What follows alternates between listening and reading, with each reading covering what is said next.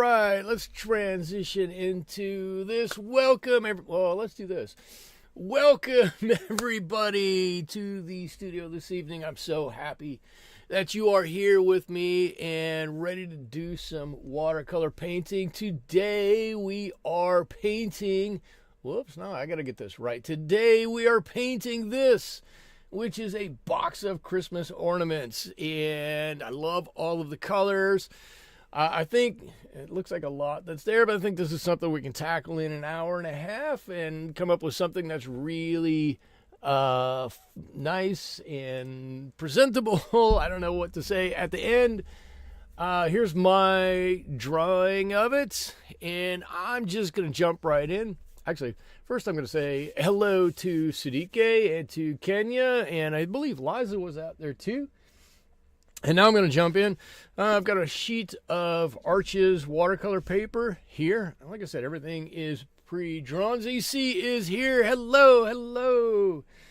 On my right, over here, slightly askew, I see, I've got my paints, and they are all M-gram paints, and I'm looking for my swatch card, which I don't see. If we need to talk about those colors, we can talk about those colors. I can run them down here below. I'm probably going to use, because I need some real control this time, I'm probably going to go back to using my King Art 9020 brushes for the short term. And with that, I think I'm ready to roll. Everybody is here. Merry Christmas, Merry Christmas, Merry Christmas, everybody. Okay, so here's how I want to tackle this. It looks like Liza's been working on ornaments all week. That's fantastic. It looks like there's a lot here. Well, let me put the reference photo up. It looks like there's a lot there.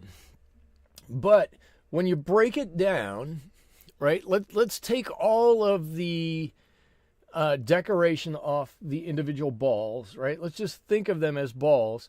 The balls themselves aren't hard to paint. Right? It's a sphere, and they're fairly simple to paint. And we do have a little reflection on some of them, and we can handle that. And if you look at the box that they're all in, the box is mostly an homogeneous color, right? So we can do that in, well, we can lay down one base layer for that and then start putting in some shadowing and some darker colors to divide it up. But there's not a whole lot there. So that's why I think, even though that picture looks pretty complicated, I think it's not going to be quite as bad as we all think it is. So I'm going to start with a really light mixture here, a nice watery little mixture of some yellow ochre and a little bit of burnt umber. I'm going to jump in. I'm just going to jump in. Sherry's here. Hello, Sherry. Welcome. And I'm going to paint, and I'm going to try to start. Sometimes I like to start on the right-hand side and move left and get my hand caught and everything, but I'm going to try to start on the left-hand side on the top and paint down and around everything that is that brown packaging. So if it's the tissue paper, excuse me, if it's the tissue paper, I'm not going to paint it. If it's the ornament, I'm not going to paint it. If it is the metal hanger or something like that, not going to paint it. I'm going to paint everything that is not that. No, I'm going to paint everything that is the brown packaging. And I think you're going to see that we're going to be able to blow through a lot of this in a relatively short amount of time. At least that's my hope.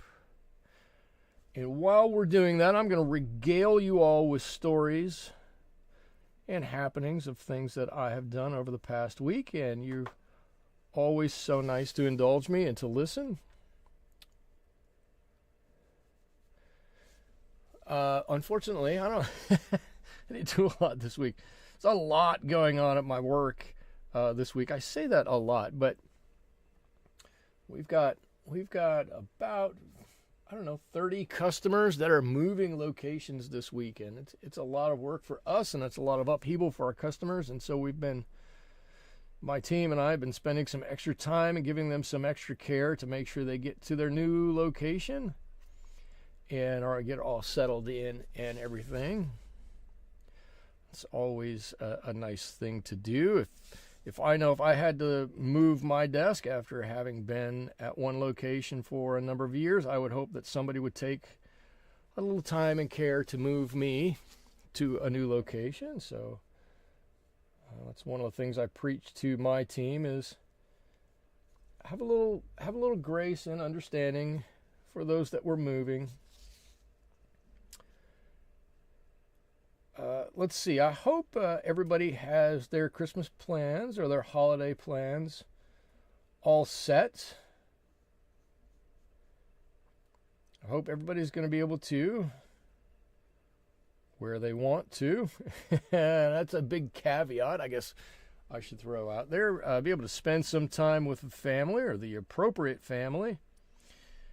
And remembering that family isn't always your birth family. Family includes your friends and relatives, and I guess relatives might be somewhat birth family, but those friends and acquaintances and those people you've known over the years that really have meant a lot to you and have made your life more enriched.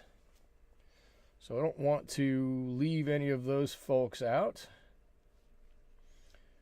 I know that I'll be trying to spend some time with my friends and family here over the next couple of weeks. I'm lucky enough that I'm able to take pretty much the next 2 weeks off of work and be able to focus on some of those things that I haven't been able to do because I've been so busy recently at work, and that's going to be a lot of fun.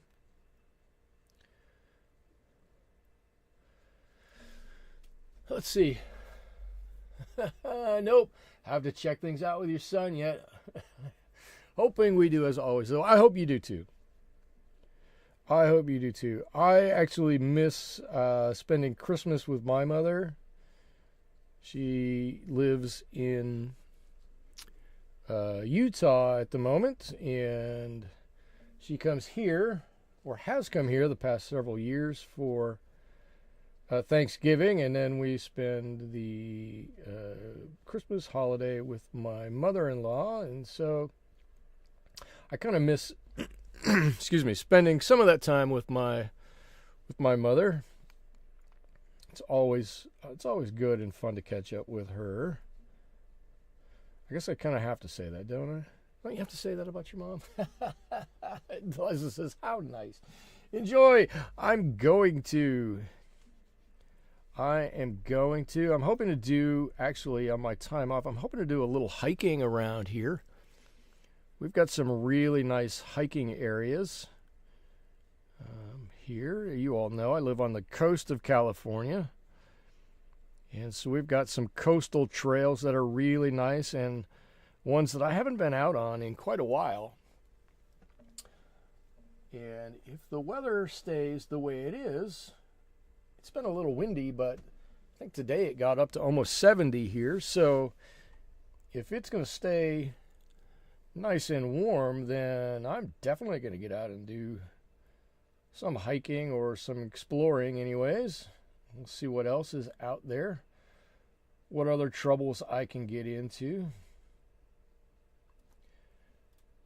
And you all know I've taken up fishing recently, so I will definitely be continuing my fishing. I'm trying to get some of my friends from work to come out there. Kenny says, "Oh, nice." I have to say, COVID was not a good time for me, but it did allow me some extra time to get out and explore some of the trails around here that I normally would never have gone on, and it turned into a very nice thing for me.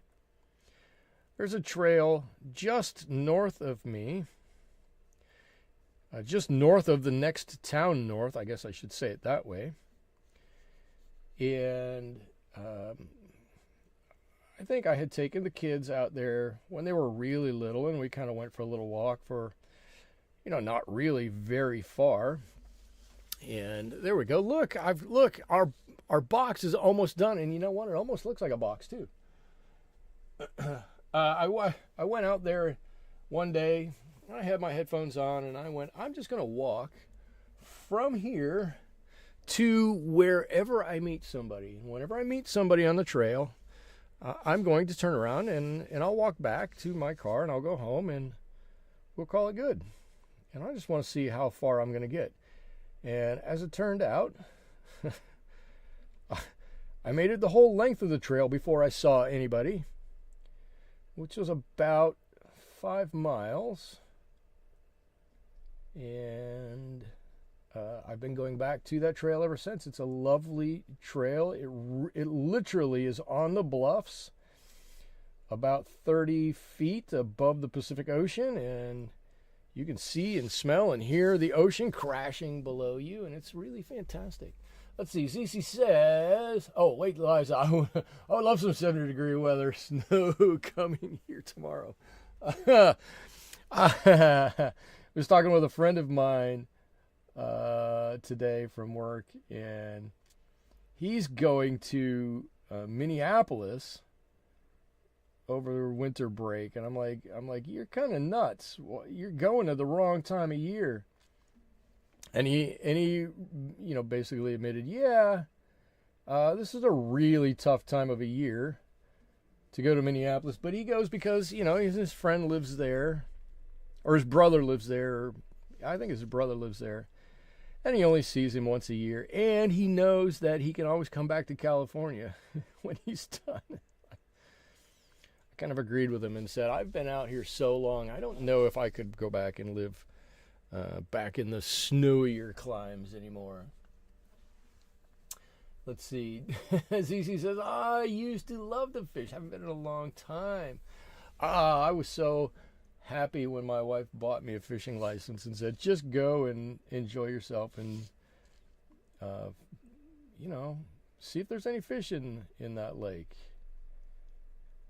I guess reservoir. Let me get it right. It's a reservoir, and I think I've told you all guys, the first 8 months or so, or year, whatever it was that I fished there, I caught almost nothing, and I got completely fed up with it, and I went, I'm going to change, I'm going to completely change my tactics.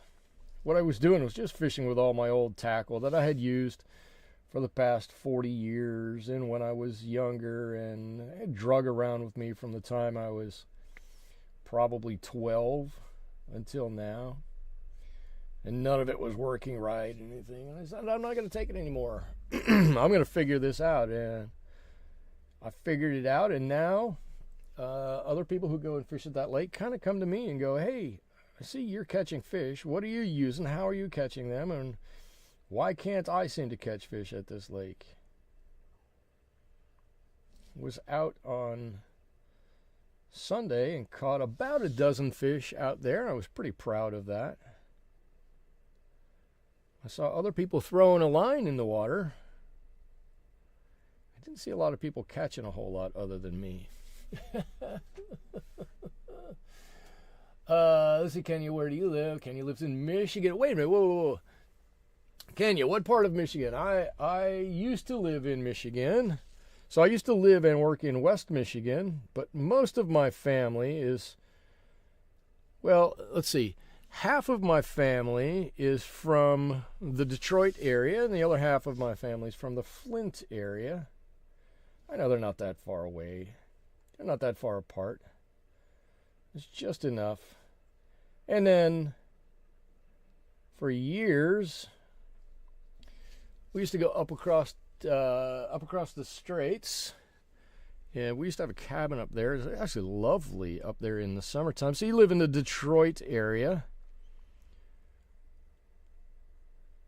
Detroit, much like Cleveland, right? I grew up much closer to Cleveland.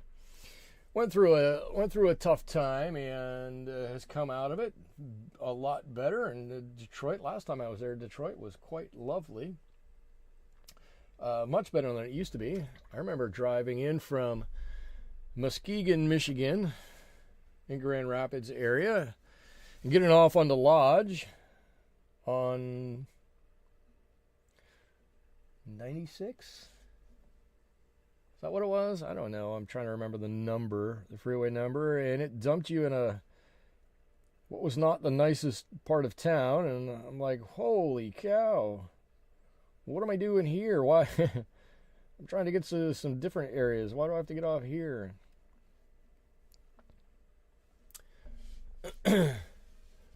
Let's see. Let's see. Let's see. I'm wearing comfy. It's a blanket coat combo. Can you?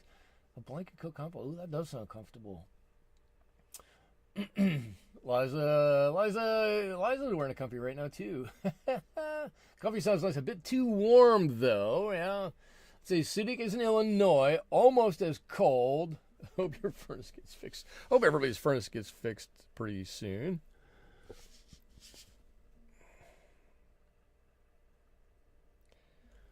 It's tough in the winter if your furnace isn't working right.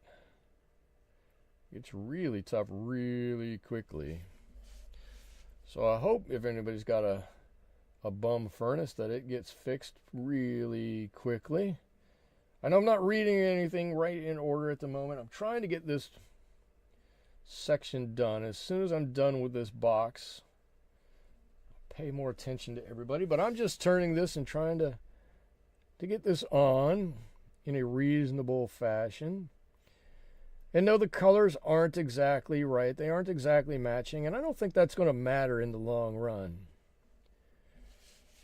Right, in the long run, we're going to look at this and, because we'll have another layer or two on here. And it's going to be a box. And you're going to go, oh, cool, it's an old box. And old boxes often have different values all the way through them. What do I have? Oh, I got one little piece left here. So it looks like that comes down. And this comes over this way somehow.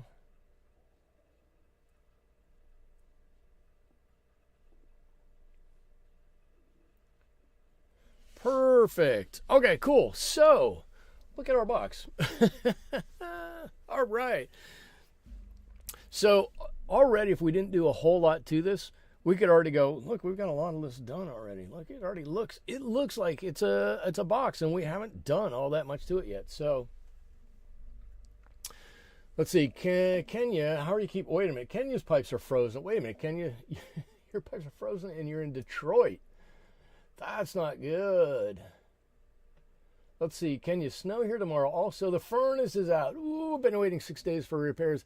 Probably everybody's been trying to get theirs repaired. Yeah. Kenya, I'm so sorry about that. Holy cow. I hope you put 2 comfies on, excuse me, so you can stay warm.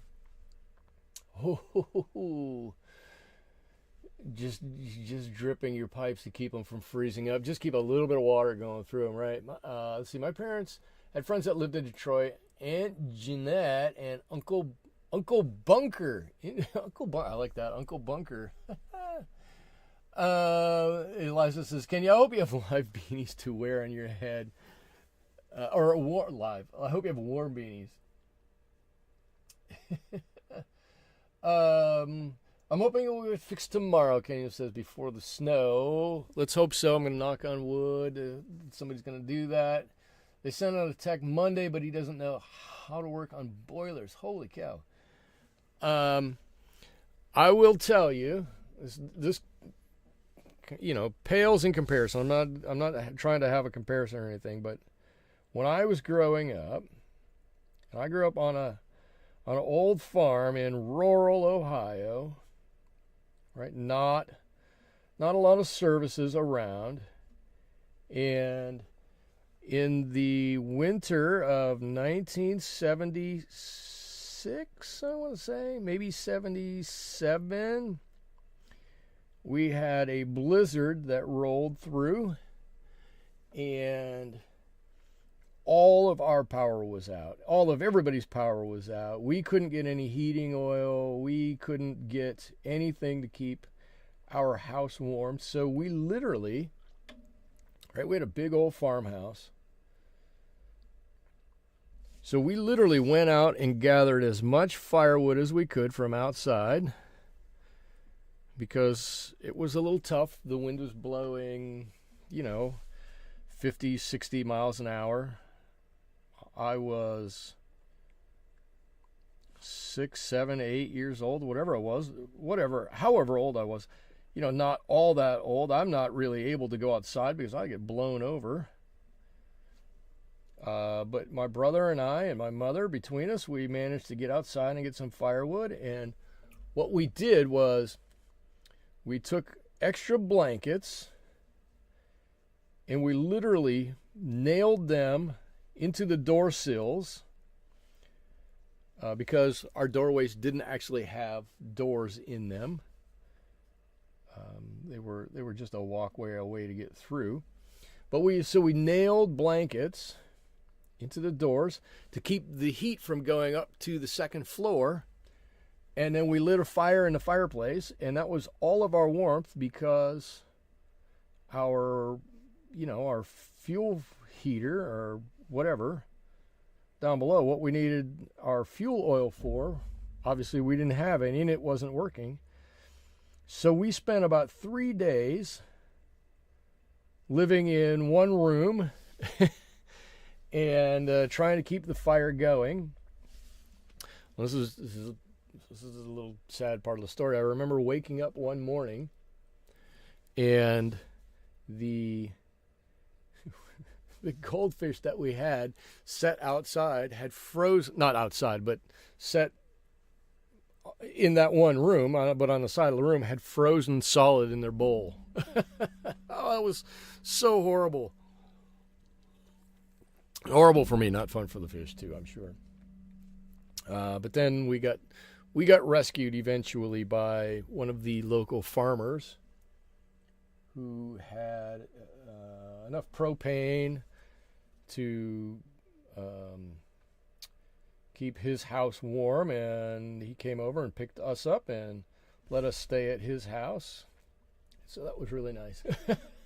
It sounds awful. It was pretty bad living through it. And now I can laugh about it, right? It's like so many of those things that you lived through when you were little. It seemed really bad at the time. It was terrible. It was traumatic. But looking back now, it's one of those things you can totally just laugh at. Let's see. Whoops, I hit my mic. Sorry about that. Liza, let's see. Sadiq. Liza, last night I was wearing my faux fur coat that goes down to my ankles. Had a sudden chill. My temperature said this in 72. Ugh. I will say I don't like being cold. CDK, I'm sure you're layered up. Susie says, CDK, great. I was running too hot. It was your thyroid. I can make you run hot or cold. I don't know anything about either of that. I'm not much for medical anything. I don't like going to the doctor. I don't enjoy it. I do it as little as possible, and it bothers my wife to death that I don't go. So I'm just, before we move into some of these Christmas balls or ornaments here, I'm just adding a little bit of color so we can kind of define the sides of some of these areas in here. This cardboard, right? Some of this cardboard, maybe, it's browning and whatnot, but maybe it's a little bit more in shadow than some of the other ones. So I'm just dropping in a little color, and I'm not really too worried about if it's right or not. It's just a little bit more of this burnt umber with very little of that yellow ochre on top of it, just to give a little bit of a gradation. We need a little bit more of that. And down towards the bottom of these trays, that little bit, hope to get it a little bit darker, and then up towards the top, I just let it do what it wants to do. And that's kind of what I'm doing here. And I think if we do that on one side of this, we'll have a nice a nice little bit for everybody to see. Yeah. I like this. This is a nice way to do this.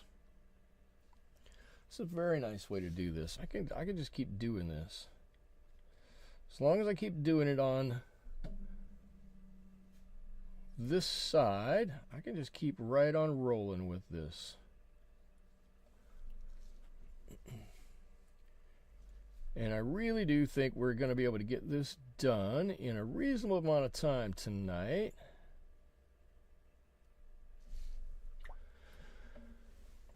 Excuse me. It seems as though some days I do a lot of talking, and then then I come here and I do some more talking. Every now and again, my throat just tries to tell me, you've done a little bit too much.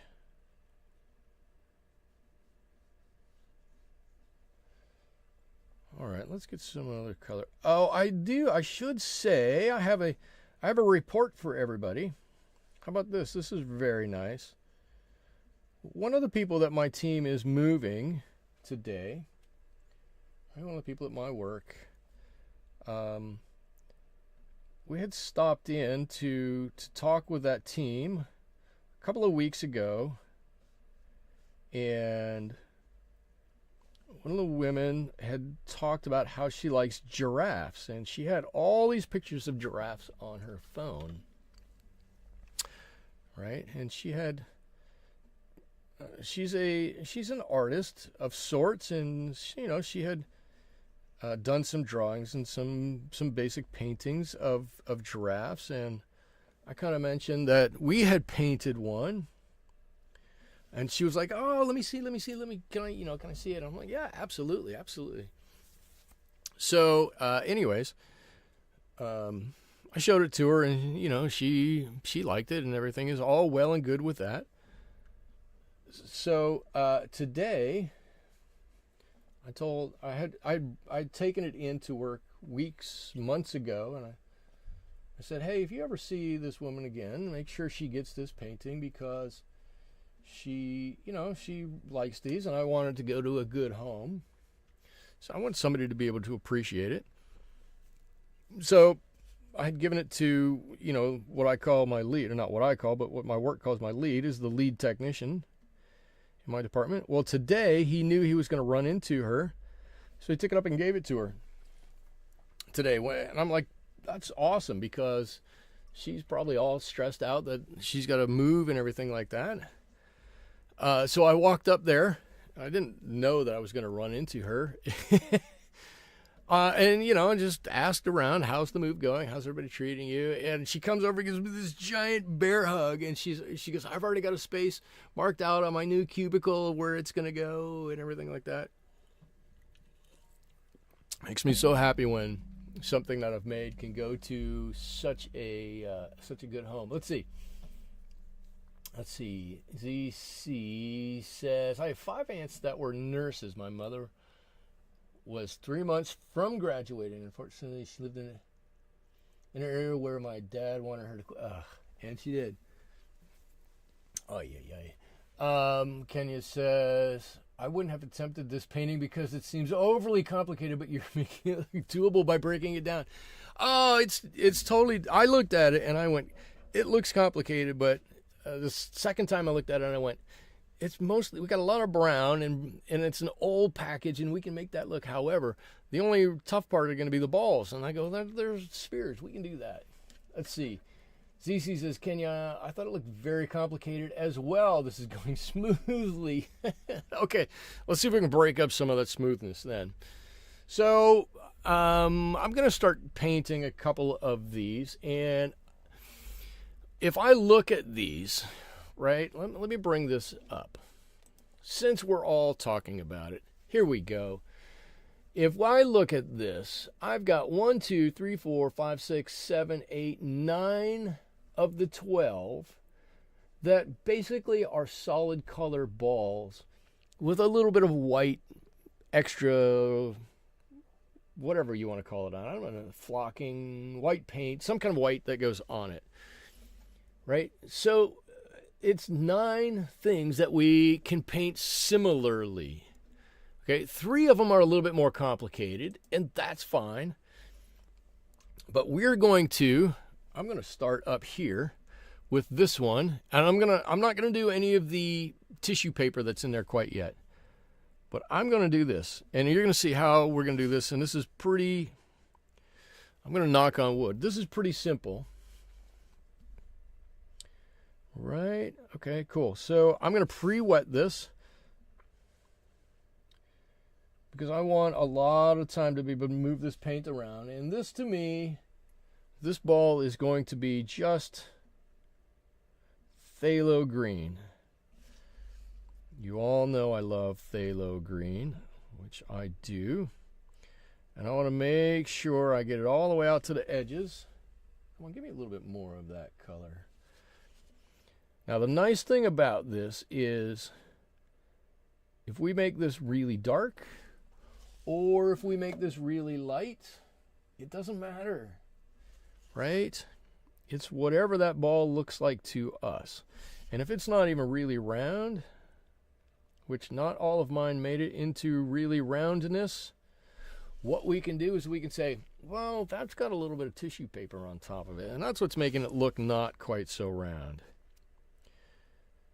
Okay, cool. So we've got some color on here. And it's pretty homogeneous right now. Okay, cool. So we can do a couple of things now, right? We've got right here a real highlight. And if we take a little bit of that color away, right? In essence, what we're doing is we're taking a color out and we're drying it just ever so slightly. Then we can start to add a little color around the edges. I'm trying to see where it's a little darker. Add a little color around the edges.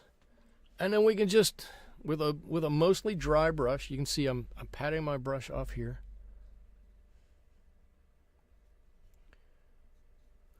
We can shade this a little bit. I'm trying to look at this reference photo to see what our pattern looks like here. The darkness comes in a little bit more here.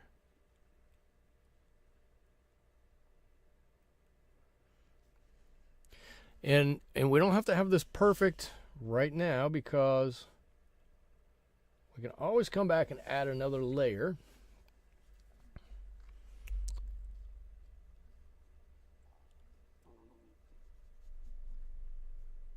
But there we go. We've got one ball and we've got it halfway done already. I'm going to do the same thing with this next one. I'm going to make this one Pyrrol Red. And maybe I'm not going to do, I'll paint it really wet, but I'm not going to pre-wet it. Let's see how that works out.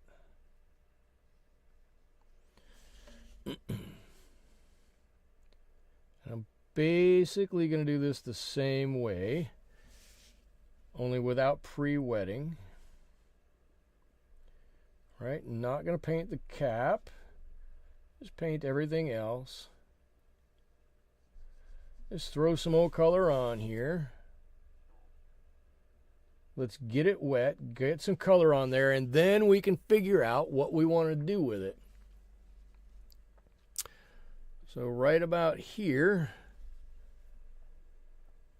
is where I know I want it to be a bit lighter, and then I definitely want it to be darker over here. And again, this is just the first go around.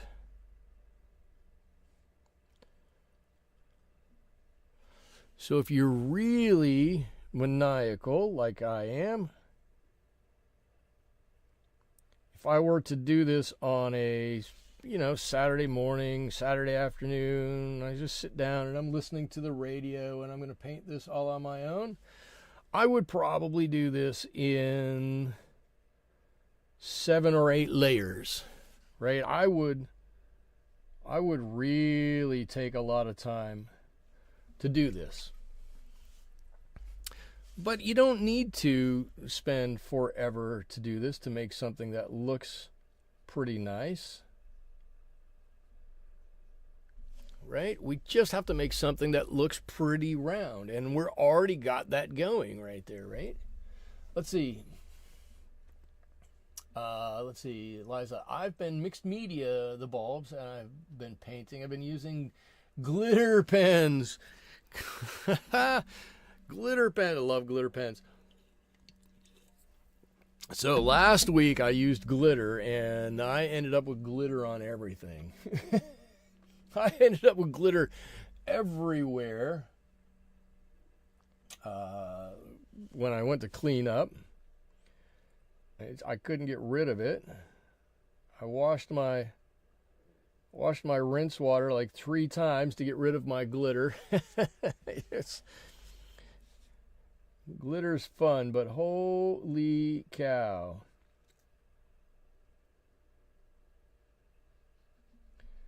All right. So this one's a little darker bulb. That's okay. This is Maroon Perylene is the color I'm using, and maybe not everybody has a maroon Christmas bulb, but you know what? Maybe they should. I think maroon's a nice color, or this maroon, anyways. And then this back side can be a little bit darker over here because our light's kind of coming in from this side. Down in this corner, it can be a little darker. Give me a little thicker mixture of this. That's better. That's better. That little thicker mixture really worked out nicely. So now we've got something that looks nice and round here, and we've got kind of a light spot right here. So let's lift that off. That looks relatively round. Let's see, can you, that's a great, I've been using white oil pastels to leave white on my abstract landscapes. I have a bad habit of overpainting, and it forces me to leave white. You know what? I have, or maybe I don't have. I do have. I will sometimes use a white crayon if I need to leave some white, which really works well. Not that one. Not that one. Those are charcoal. Those are highlights. I had another white something here. This would work underneath. This is a white colored pencil. Not quite as nice because it's not quite as waxy. But yeah, if you get a nice waxy kind of a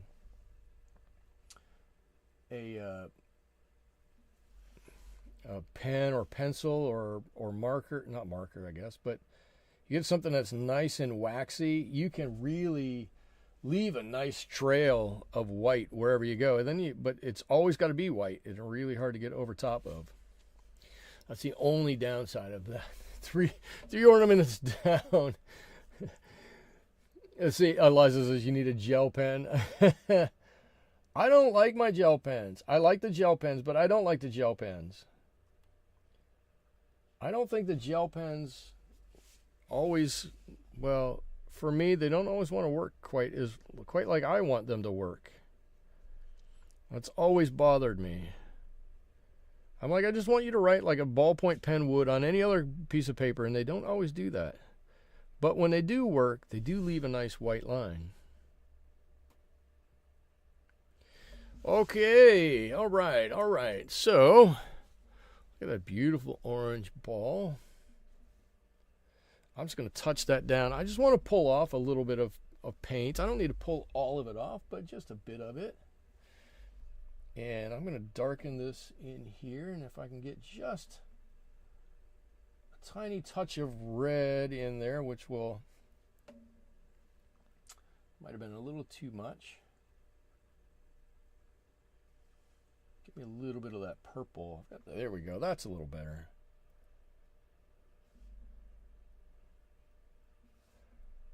That's a little better. That purple in there.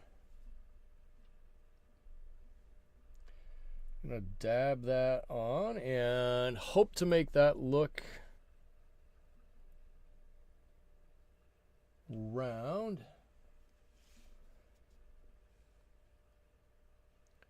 Somebody's going to tell me if it looks round at all. It may or may not. It will by the time we're done with it for sure.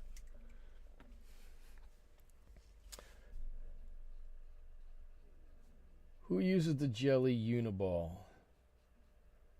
Who said that? Sudike. I have the Sino uniball. That's what I have right here in white. Works, and it works-ish. It works sometimes-ish. All right, I'm moving along here. This one might be fun because this green on this one is a Cobalt Green, and Cobalt Green is somewhat granulating. So we might have a bit of granulation on this bulb. Let's find out. Oh, maybe I shouldn't have done green and green like that. Well, that's okay. It'll be a nice bookend of green. Boy, I think if I put this green on my Christmas tree, I would lose it. That's like the same color as my tree.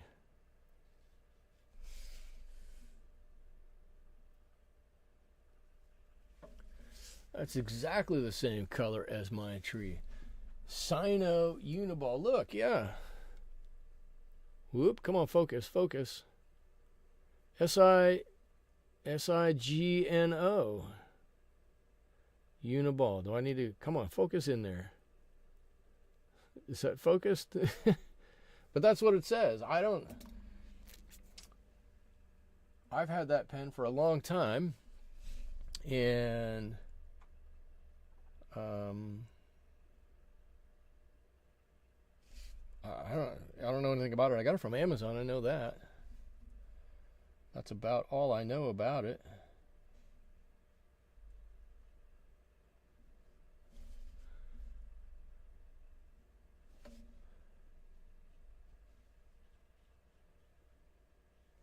All right. Let's see. I used Dr. P.H. Martin's bleed proof white. So, Dr. P.H. Martin's is an ink that I believe, and please tell me if I'm wrong, but you need to have a dip pen or some type of fountain pen for that, do you not? Is that not right? Let's see. I've got a lot of inks. I have I thought this was a Kiritaki. No, maybe not. I have an orange ink, which I haven't used in years. Oh, and Suzuki, you've got the Caran d'Ache white watercolor crayon, which are nice, they are nice. All right, let's move on to a blue. How about this nice Cerulean Blue right here? This one looks to me like it should be Cerulean Blue. I don't know if it should, but I'm going to make it Cerulean Blue. I think it's going to be lovely. It's going to be a nice bunch of bright ornaments, whether they are, according to the reference photo, the right color or not. I doubt they're going to be anywhere close. That's okay with me. But they're going to be a whole bunch of bright colors for sure. It looks like, I'll make that into some tissue paper down there. And this is really the first one where it's a ball, but it's covered up by the tissue paper, so you can't see how much of it is really round and how much of it is not quite round.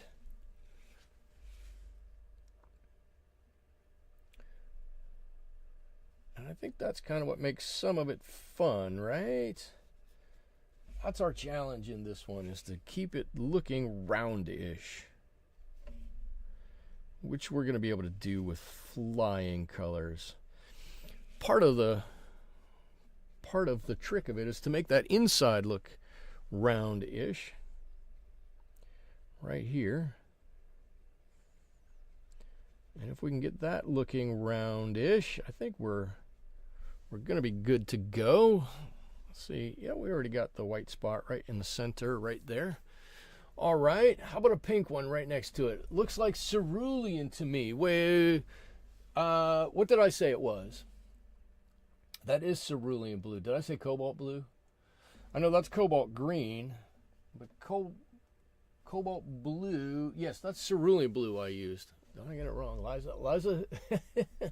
Liza, thank you for correcting me. Keeping me on task. Let's see, another red one here, or a pink anyways. This one's going to be a hot pink. It's like a Barbie ornament here, maybe. I don't know. I suppose Barbie makes ornaments, doesn't she? Barbie's like Hello Kitty. Barbie's everywhere, right?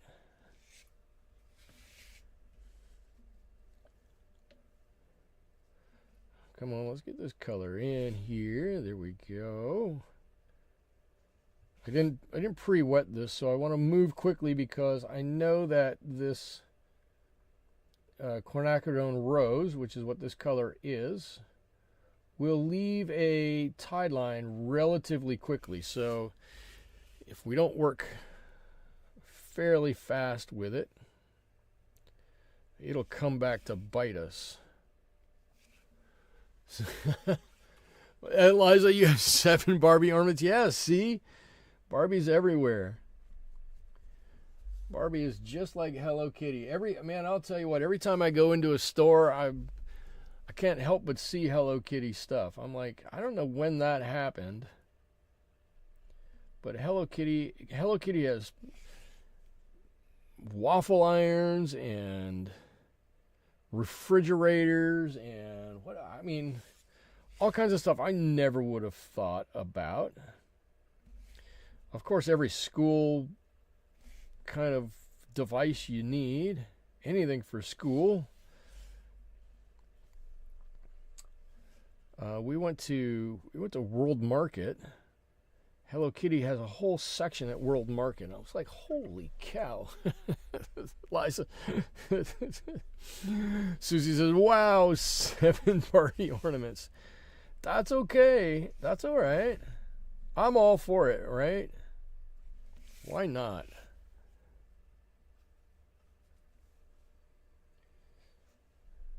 So many people have, everybody has, Disney ornaments. So, you know what? You got a Barbie ornament, more power to you. I'm all for it.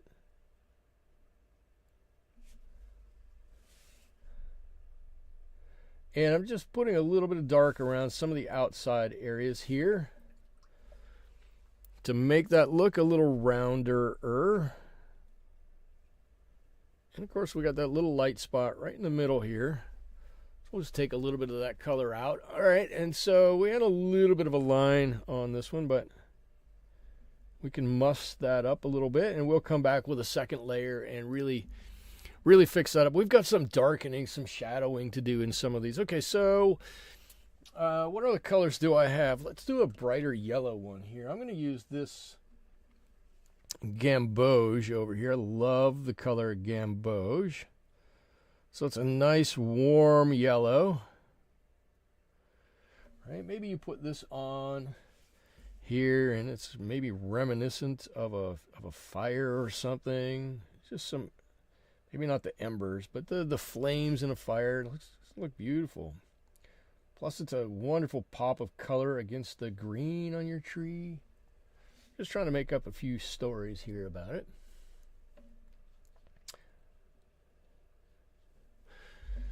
Kenny said, I went to a 9-floor department store in Japan with one entire floor dedicated. Holy cow.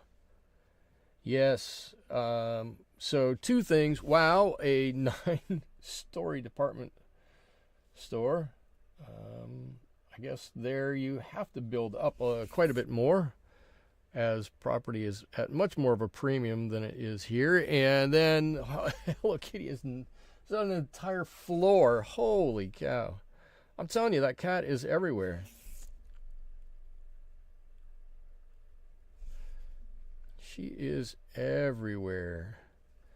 My wife, you all know my wife is #1 thrifter person and finds all these bargains and deals and everything like that. She came home with an original, right? And to me, I'm like, okay, I don't know what that necessarily means, but an original, a real 1973, something like that, Sanrio Trapper Keeper, or student organizer, whatever it's called. And I was like, oh, okay, cool. I vaguely remember seeing these, but she was very excited about it. Oh, I like that one. I think that one looks better than the rest of them.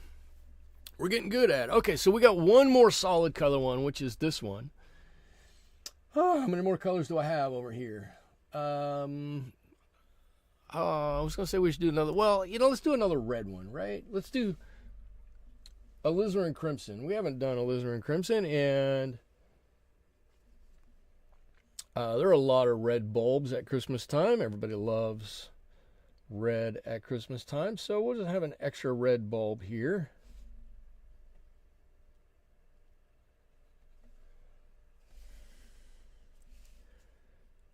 Nine stories. Oh, I can't get over that. 9-story department store. I'm assuming they had either big elevators or escalators for your shopping cart. I know I was in Orange County at an IKEA, and it's 2 stories. Or maybe it's 3. Maybe it's 3, but in order to get from one floor to another, they don't have an elevator that's for public use. They have escalators, but they will, or you can, I should say, put your cart on a cart escalator, and your cart will go up and down between floors, which I thought was kind of cool. But they don't let you ride in the cart on the cart escalator, so don't bother asking if you are wanting to do that. No matter how fun it sounds like it would be.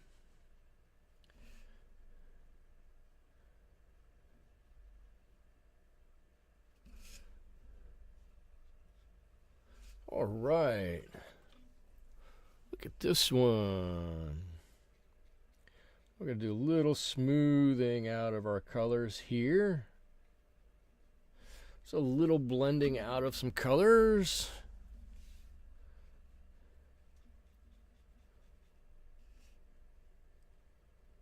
Let's pull some of that away from the edge.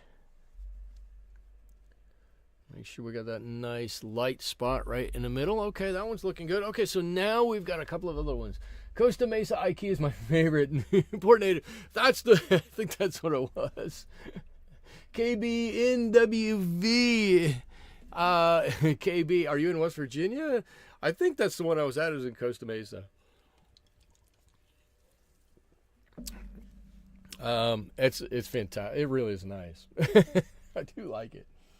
I haven't been there in years, but it was pretty cool IKEA to go to. I will readily admit.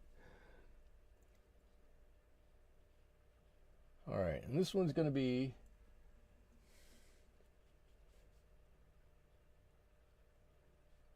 This one we're going to do a green. I guess we'll do a green and red mix on this one.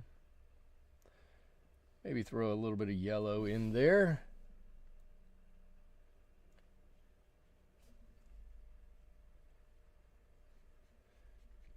But we're going to be totally done with our first layer of everything here, and we're not even an hour into this. All right, we're gonna make this easily tonight. Hour and a half, hour 40 minutes, easy-ish. I don't have any idea how long it's going to take.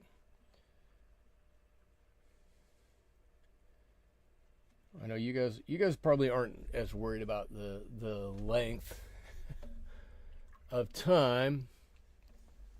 Let's see. KB says, "Yep, almost heaven, West Virginia."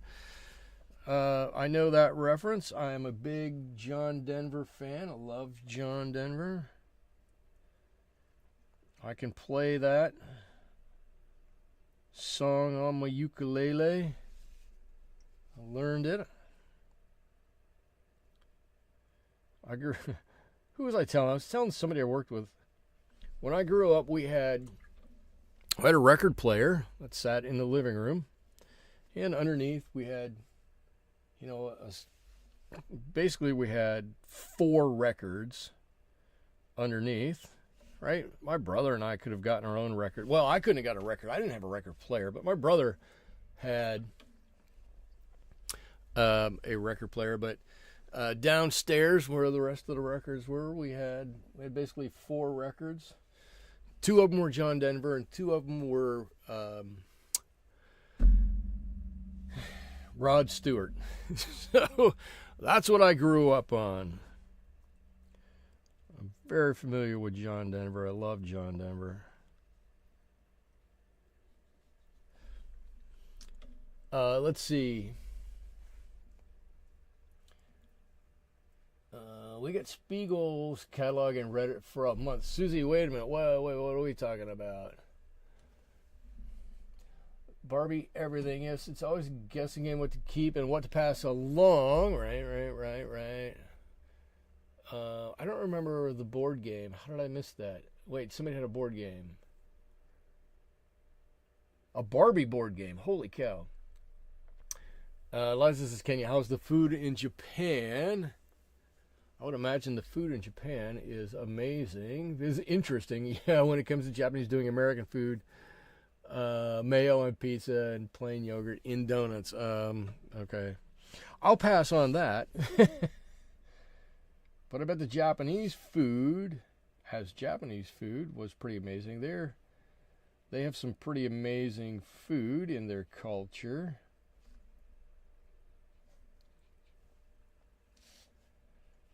But yeah, they do an odd job of American food. That's true. They do a really odd job of American food. KB says, I like mayo on pizza. That's odd. That's odd. That's okay. You know what? More power to you if that's what you like. Who am I to say, right? I do think it's odd, but there's probably a lot of things I eat that other people think are odd too. So be it.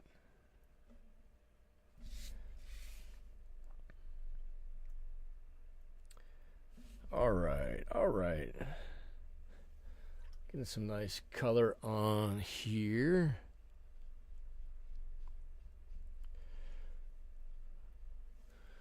We got some shape on that one, and now we got another one here. Let's see. I can't believe it. Let's see. ZC says, I like chicken ranch pizza. So I suppose ranch is the... Oh, no, I can't do ranch. I can't do it. I can't do ranch. Ranch to me is just like not something that's going to fly. Let's see. I'm going to put... This one is like an old-timey one here, right? I'm going to take the yellow ochre. And I'm going to put just a touch of this cold yellow in it. And with any luck, all right, that's going to give us an old-timey, like, it was kind of white-ish at one point in time. It's definitely going to be lighter than our box, especially when it dries. I got to let that dry first. But then we'll paint over it with a light layer of other colors, and it should look like it's an old-timey kind of a thing here. All right. Oh, look, they're starting to look good. Okay, I don't know what to do next. Let's see. KB says, Heaven. First concert was the Carpenters at the Anaheim Convention Center in the 70s. Wow. Wow, the Carpenters all the way from Long Beach went down to Anaheim. Michael O. Spiegel's Christmas catalog was a thing back in the day. Toys galore, right? KB says, Yosemite is my heaven on earth, and West Virginia is almost there. Well, Yosemite is kind of a magical place. I'm kind of with you there. I haven't been to Yosemite in years. It was a magical place. I don't know that I'm quite with you on the West Virginia aspect of it, but again, that's okay.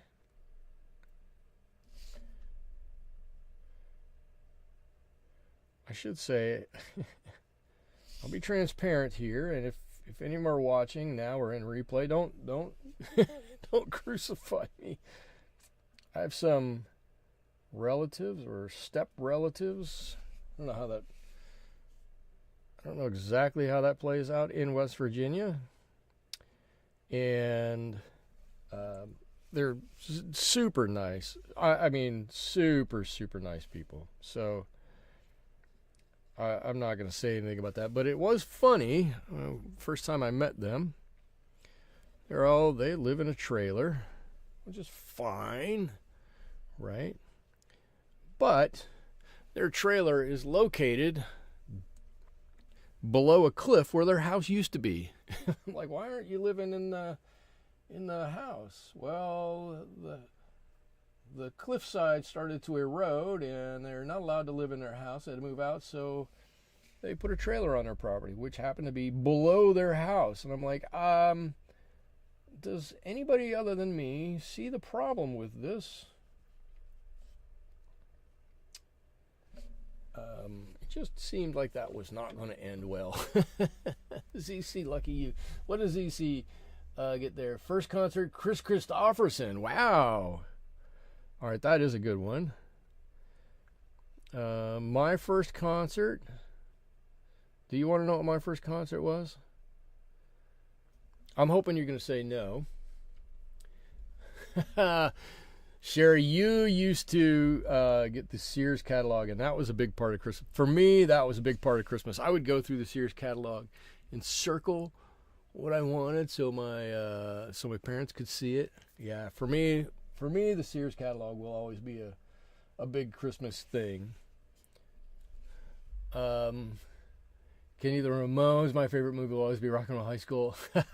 My first concert was, and I'm not I don't hate it, but I'm not overly proud of it. I'm just going to throw this out there. My first concert was Weird Al Yankovic live at the Trumbull County, Ohio Fair. And I was lucky enough to get to sit on the dirt track that was used earlier in the day for the tractor pull. Can anybody beat that? That was my first concert. Weird Al sitting in the dirt after a tractor pull. And the next year I went back to the same fairgrounds and got to watch the Beach Boys, which was I don't know, I hate to say it's a better concert, but of course it's more mainstream stuff. It was Beach Boys was a much funner concert. I guess I should say it that way. All right, look at this one. This one to me looks round. That one looks round, but it's a bit, when we get some of the shading on our tissue paper here, that one will look better. I think that one looks good. I'm just going to start moving down around these ones and start adding on to them. Weird Al. So, and then here's the Beach Boy. Yeah, I've seen the Beach Boys 3 times. I think I saw them 3 times. But here's my Weird Al story. So I work at a university out here on the central coast of California. And when I got here, Weird Al was the picture that was on the dummy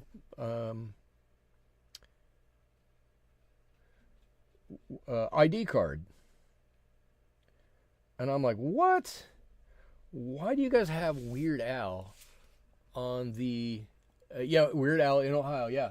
Yep, Trumbull County, Ohio, yep. I'm like, why do you have Weird Al on your ID cards?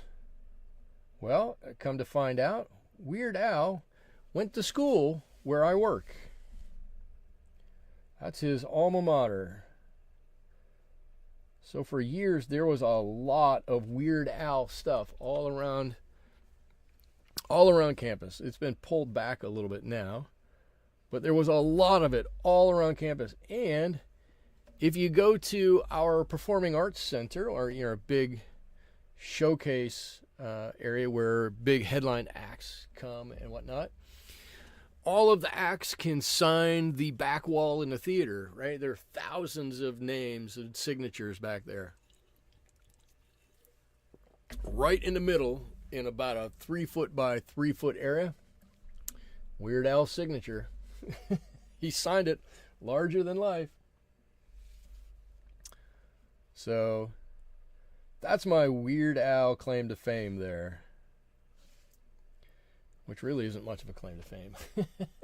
I was in Christchurch for some pretty huge earthquakes and watched red cliffs fall into the sea. Wow. On 2011, you couldn't pay me enough to live below a cliff. I'm with you on that one. But it wasn't my decision. And then here's my question. Let's see. Think of everybody you've watched in concert. And who have you seen in concert the most, and how many times? That's the question. Who have you seen the most, and how many times?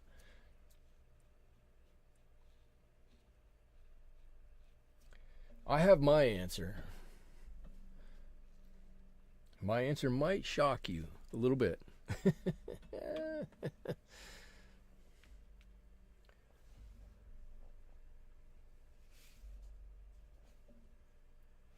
Ooh, this Barbie one is going to be bright. This is maroon. This is Quiacridone Rose, but man, it's almost like an opera pink. It's almost an opera. It's pretty bright. Let's see. Liza says, you only saw each performer once. Okay. All right. Anybody else? Anybody more than one? Before I tell you my embarrassing number. And I'm not talking somebody when you were, younger and you went out and saw a local band, play, and you saw them, 6 times or something like that, or 8 times or a dozen times. Nope, we're talking big time performer. Gotta stand in line to get tickets. Well, I guess you don't have to do that anymore, do you? Liza says, let's talk about opera pink. Okay. What do we want to talk about, Liza? Let's talk opera pink. Not my favorite. For obvious reasons. But I don't hate it.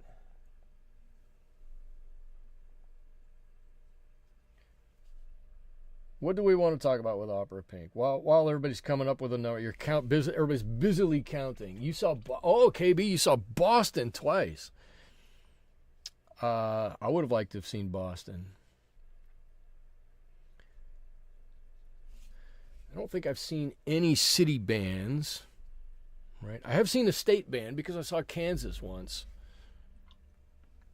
I know they're not really city-state bands, but it's a funny way to think of it.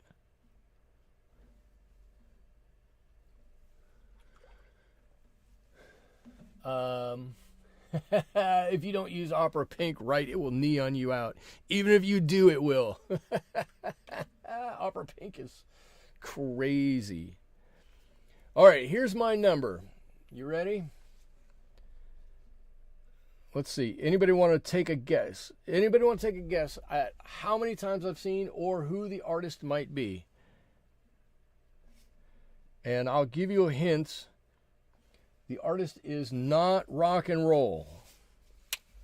How about that?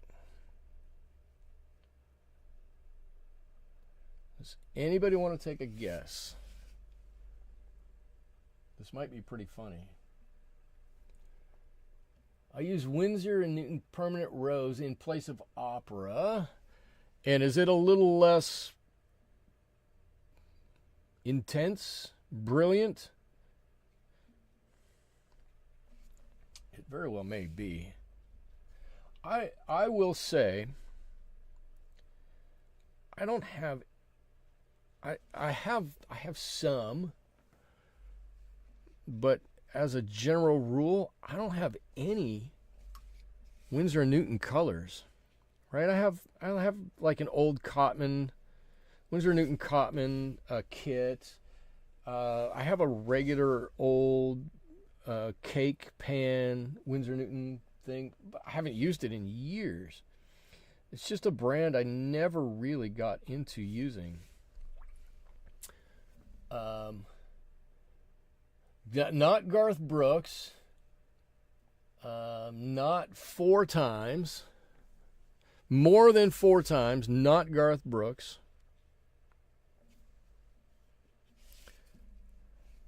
Because you're never going to get it. You're never going to get it.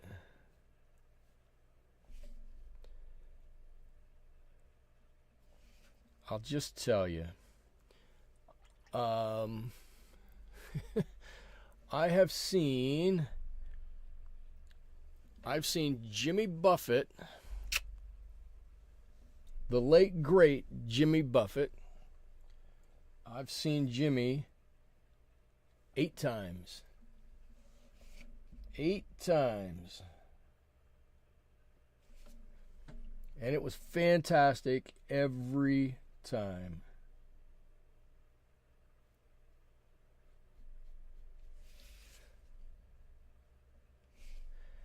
Eight times. Now I remember having to stand in line to get tickets to go see him. And I was all mad one year. I was really mad. Because he sold out Riverbend Coliseum, just outside of Cincinnati, Ohio. Sold it out 7 days in a row. Was only supposed to put on 5 shows. Only wanted to put on 5 shows. The shows sold out in I don't know what it was, a half an hour or 40 minutes. All the shows sold out. You can't get any tickets for it. He put on 2 more shows. So I had a ticket to the original 5, and then I got one of the other group. So I had 2 tickets to that concert. I was there 2 nights, and he did a recording for oh God, what was the name of the live album? He did a recording for a live album there, and I was there the night before the recording, and I was there the night after the recording, and I wasn't there for the night of the recording. I was so angry that I'm not on his album. But both concerts were fantastic. Liza, one of her first dates was a bumper performance. His idea. I like him. I like him. I think it's a great idea.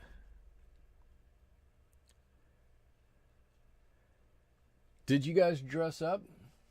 Everybody likes to dress up to go see Jimmy. I dressed up to go see Jimmy. Put on a hula skirt. Had a little fun with it. Why would you not? Straw hat. Parrot earrings. I had my ears pierced at the time. Parrot earrings. It was a lot of fun. Susie says Margaritaville is really the only Jimmy Buffett song you know. That is what I refer to as the national anthem. He's got a lot of good songs, but not too many of them made the radio. I think they didn't make the radio because nobody knew where to put him. He's not really a country artist. He kind of sang some country-ish songs. He's not really, certainly not a rock and roll artist. So what stations do you play him on? I don't have any idea. I think if he had started today, he would have had a bigger following. I mean, of course he had a big following. Everybody knows Jimmy Buffett. But I think he would have had a bigger following because he'd have been a smash hit on Spotify or something like that. I said we smoked some dope. I don't remember what we wore. Oh, jeez. Oh, man. Yeah. KB says, cheeseburger paradise. Absolutely. I lived in Michigan for a while, and the local radio station there on Sunday mornings would always play from like 9 to 11 a.m. or 9 to noon, maybe it was. They'd play the Buffett Buffet, and it was just all Jimmy Buffett music. So I remember getting up in the mornings, turning on the radio. It would be Jimmy Buffett and just whatever work I had to do around the house or in the, I didn't really have much of a yard. I had a patio, I guess, is what I had. Any work I had to do on the patio or, if I'm washing the car or something, I always turned on the Buffett Buffet. Liza, you do remember being young and in love. Well, that's good. I don't think any of us are really all that young anymore, but I hope you still have the in love part. That would probably be a very good thing.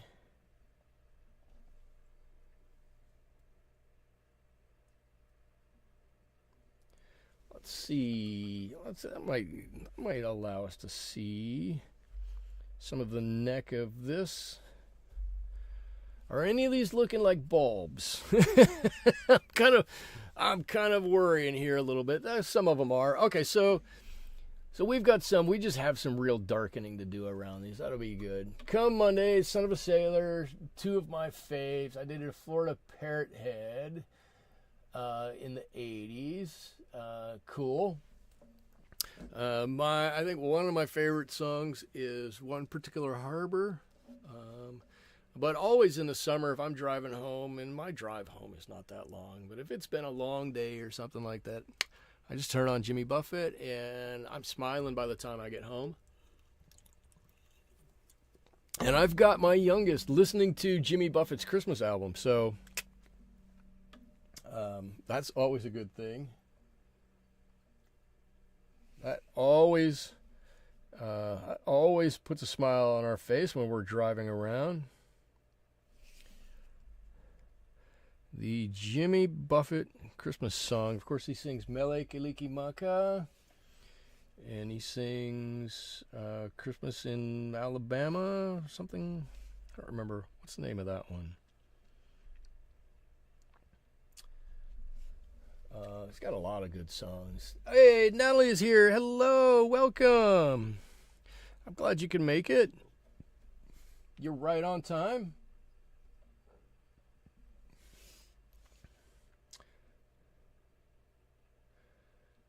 We're just talking about concerts that you've gone to and how many times you may have gone to them. I probably top the charts here with the most amount of concert gone to for one performer.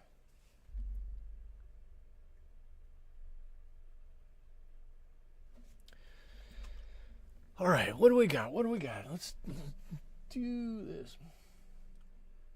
This is going to be good. Let's get some nice... Orange is tough. Layering orange is tough, but we're going to get it. It's going to work out really nicely here.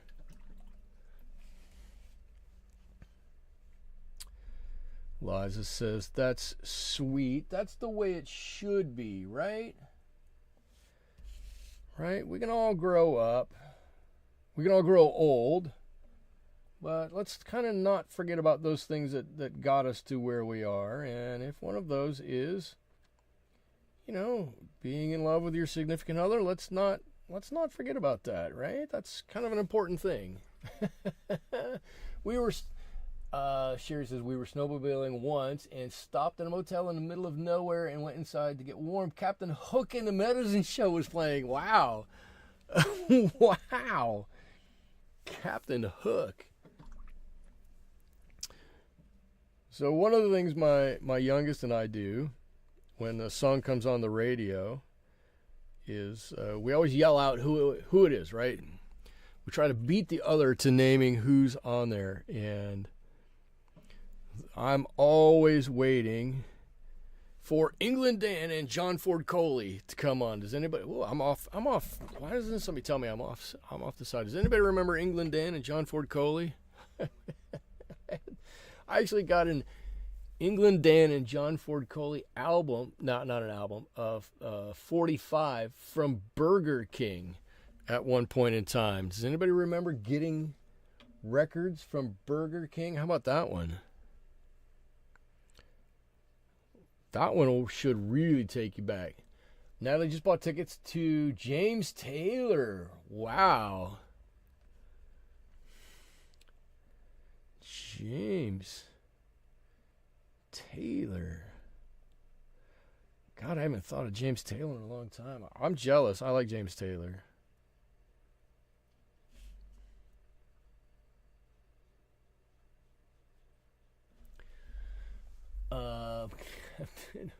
Captain Hook, oh my God. Natalie, my first was The Who. Wow. Okay, cool. Husband and I have seen Genesis and Phil Collins a bunch of times. Wow. All right. Genesis with Phil Collins and Phil Collins all by himself.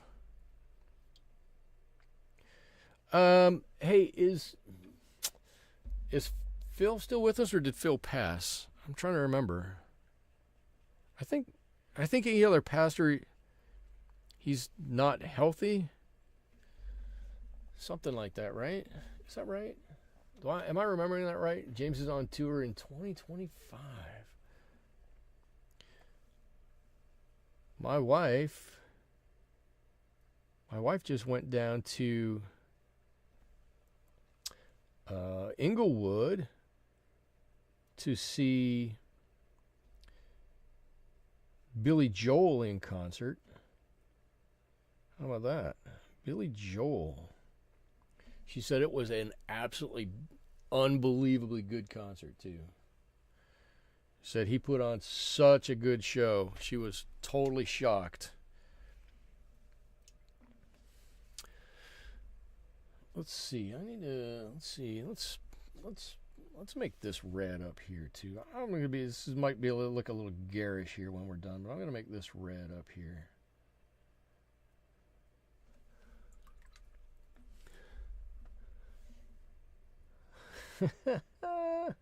KP. Oh my God. The old England Dan and John Ford Coley.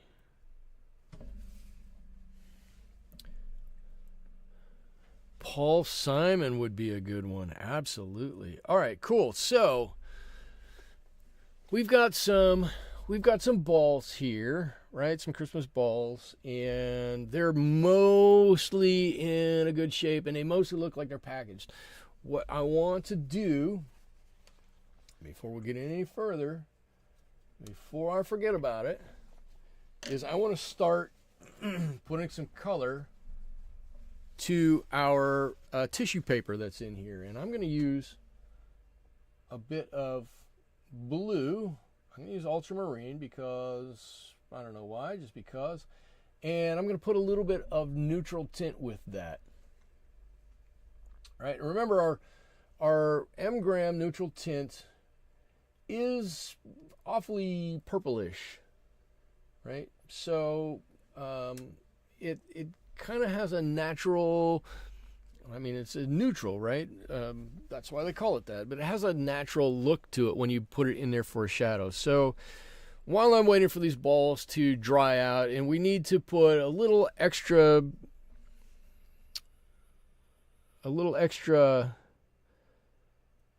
shading on a few of these, I'm just going to drop in some colors on this tissue paper. And some of it might be in the right spot, and some of it might not be in the right spot. And I'm okay with that. I just want to get some in here, and we're going to make it look like it's crinkled up and, you know, gnarled up, like it's been used for, I don't know, 40 years to pack these Christmas balls in here. Somebody just opened this package, and this is what everything looks like right now. There's a lot of wrinkles and crinkles in here.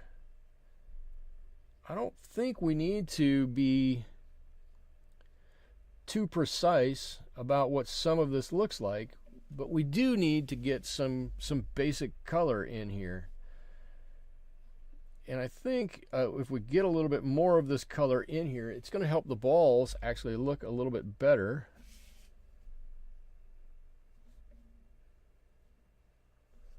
It might not, but that's okay. It's going to make me feel better that there's some color in here. How about that? Let's see. I went to Medley's in Orange County and was lucky enough to go on Bill Medley's birthday. Wow. He was singing a song as a surprise. Wow. That's pretty cool.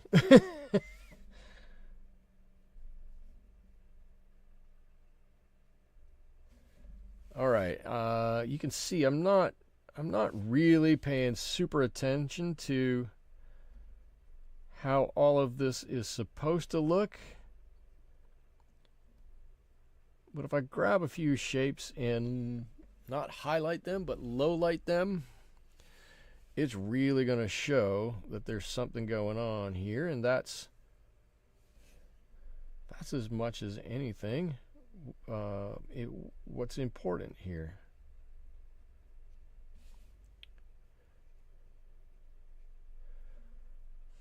There might be a couple places we want to come back and put another bit and darken some of this back up a little bit. Looks like I need to make a little bit more of that. Wow, I didn't realize I was going to run out quite that quickly.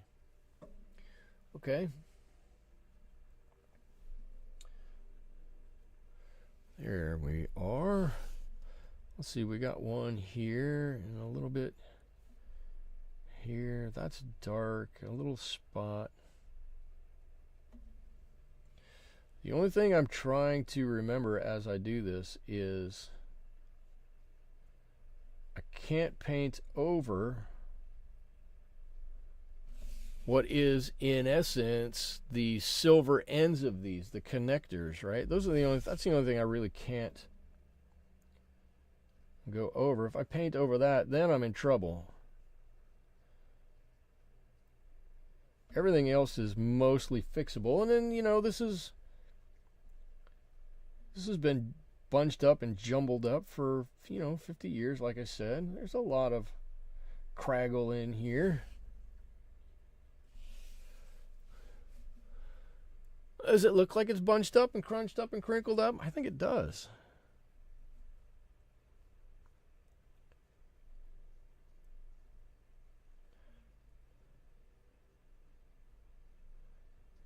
I actually think it does. Some dark pockets in there. I think it's looking pretty good. Looks like I and a little less control on my red paint over here than I want. So I'm going to take some of that off. And it looks like I got my finger into a little bit of this. There we go. Let's take that off. Oh, look at it already. I'm excited about this. This is looking good. Eliza says, dang, you did it. What the implication is there is that Eliza didn't think I could do it. No, that's not true. But it's amazing how you do a little thing, right? I didn't put any real detail on there at all, right? I was almost, you guys saw me. I just threw some lines on there. I didn't have them drawn on there. I just threw them on there. And all of a sudden, they look like they were meant to be there, right? That's just kind of how some of that goes. And I want to redarken a few areas in here to help set some of this off. All right, there are a few areas that, as I'm looking at it, we could do a little bit more. Oh, watch this, right? Let's do this. I've got these ones up here that are really light. This is too light, if you ask me. So let's add a little color to here and to here. Just a little bit. Doesn't need to be a ton. I just need it to be different than the surrounding area. And if we're going to do that one, we might as well do this one too.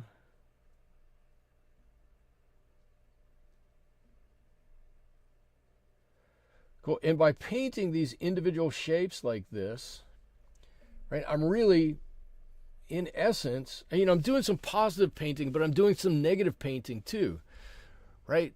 So I'm painting not this, but that. Not this stuff back here, which probably could be stand to be. That's a little bit darker. Come on, Michael. Right? Maybe there's. Whoa. Oh, Nelly.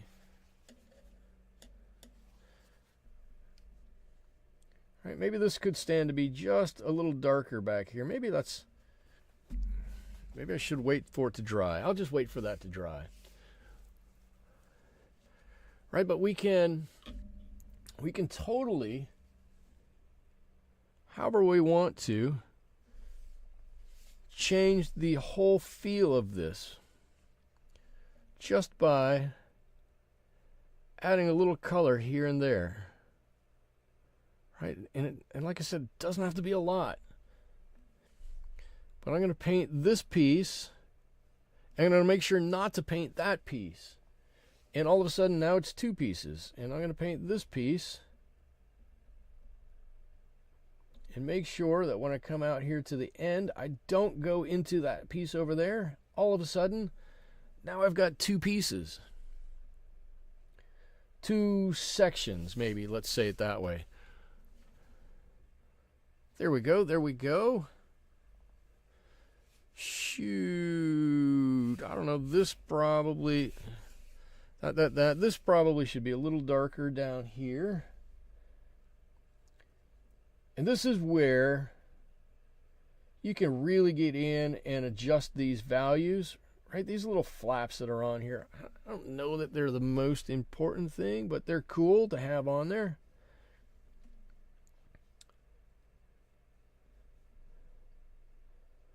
I'll probably put a little color on there for those. Here's another one over here.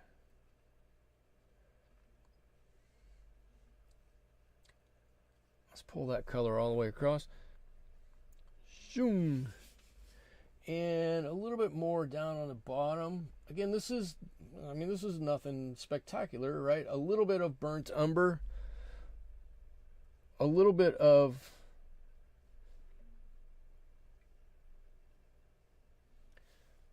yellow ochre, and that's about it. I put a line here. Now it looks like there's a break. Whoops, I'm painting off of it. Let's see. Sherry says you love them. KB says, my dad wired our house in Newport for speakers in almost every room and the garage. We did our weekend chores of music. Also, of Trini Lopez. Yeah, so I would have loved if my dad had wired our house for speakers. That would have been cool. Did you have an intercom system along with it? I bet you did. I bet it was one of those, which is cool. Actually, you know what? I'm glad my dad didn't do that. That would have been terrible. That would have been terrible. My mom would have been calling to us all the time. Natalie says, KB, sounds like you had cool parents. It does sound like you had cool parents. Your mom is now 90. Dad passed in 2010. I'm sorry about that. Music can bring back so many memories. We spent our allowances buying 45s at JCPenney's. Oh, my God. You can't carry a tune in the pocket. Great with a sinker. Your great lip sinker. No intercom. Oh. Yeah, I'm not much. I sing badly, but it doesn't really stop me.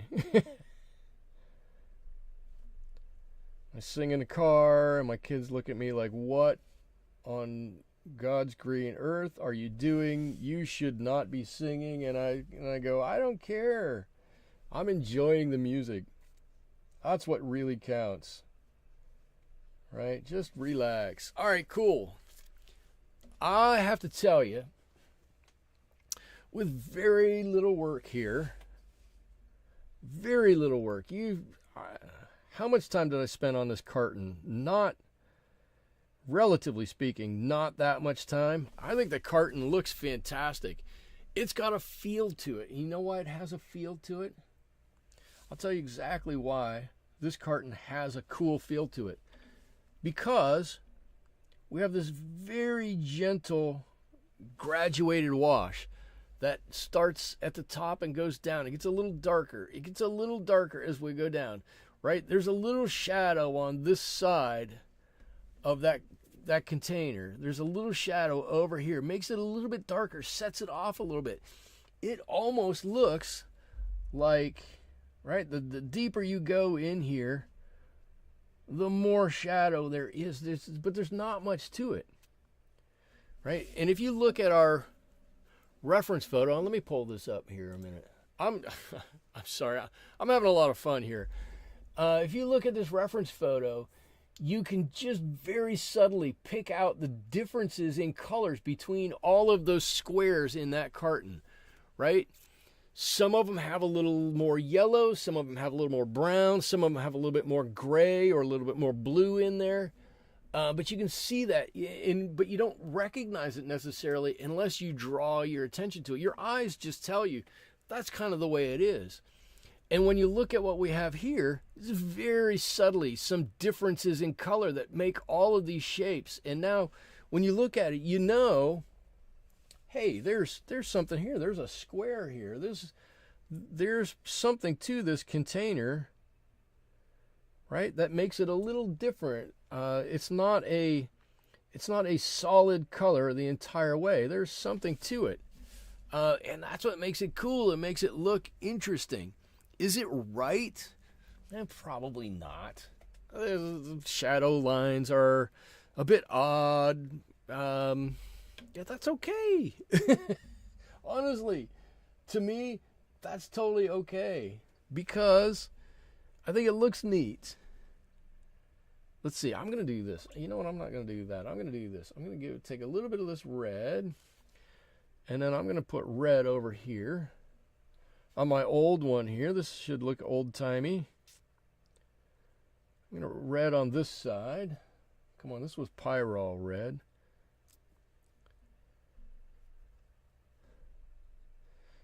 Is everybody with me? Or is anybody with me on that? On the shading here? Or is it just me? And if it's just me, that's fine. Those are the things I get excited about. Little things like that, you know, we could have spent an hour or 2 hours or whatever trying to paint these carton these carton squares so that they look just so, right? Are they going to be perfect? Are they going to be, put this in air quotes, are they going to be right? I don't know. Does it matter? To me, not one iota. You know what matters to me is that when you look at it, there's something there that makes it stand out, that's noticeable, so that it looks like it's in a carton. It has, yes, Kenya, it has a dimension to it. It might not be the proper dimension, and you know what? Who cares? You're not going to look at it and go, well, somebody might. Before I say nobody's going to, somebody might, and that's okay. But somebody's going to look at it and go, well, if you look at the shadow line's coming in at the wrong angle. Well, you know what? Who cares? It doesn't, most people are not going to pick that up when they look at it and go, oh, that's not something. You're just going to look at it and you go, wow, it looks cool. And that's what's exciting about the whole thing. That's what gets me excited about the whole thing. All right, so before I do anything else, before I massacre any of this stuff, I need to mix up a little bit of a metallic color, right? So those of you who've painted with me before, you know my metallic color is turquoise and Paynes Gray. Oop, that's it. Turquoise and Paynes Gray. You want it, and you can use the same color for glass if you want. You want it a little bit more, look a little bit more blue, like maybe glass does. Use a little bit more turquoise. You want it to be a little bit more metal. Use a little bit more Paynes Gray. For me, that's a great basic metallic color. Let's see what's going on here. I grew up with the greats like Ella Fitzgerald, Nat King Cole. My dad was the biggest influence on my love of both jazz and classical music. That's great. Liza says, our house was blasting everything from Tommy Dorsey to Johnny Cash to Crosby, Stills, Nash and Young, depending on if you were upstairs or downstairs. Wow. Sherry, my mom would have been 100 years old this year, and my dad 109. Wow. They loved big band music. Yeah. I got to watch a big band with my mom at the Tivoli Gardens in Denmark in 92. Wow. I grew up in silence with an occasional Chet Atkins. Leslie Egbert, hello. I don't know if you've said something before, but hello. Chet Atkins, my parents wanted to get a little wild. Other kids made fun of me because I liked old people's music. I don't know what old people's music is. Most of my music collection is jazz and classical. There's nothing wrong with that at all. I used to work with a gentleman who, now, does anybody remember this? And I don't remember the show, but they used to broadcast ballroom dancing from the casino on Avalon. Does anybody remember that? Anyway, he used to go to the ballroom dancing, and he always had on his desk, as long as I knew him, a picture of he and his wife dancing on Catalina Island at the casino with all these people around. It was fantastic. I don't know what show that would have been on, but it would have been probably on whatever station carried Lawrence Welk in your area, or some such thing as that. Good old Albert. Loved talking with Albert. Albert always had the best stories. And he was a great guy, but I thought, a little out there. he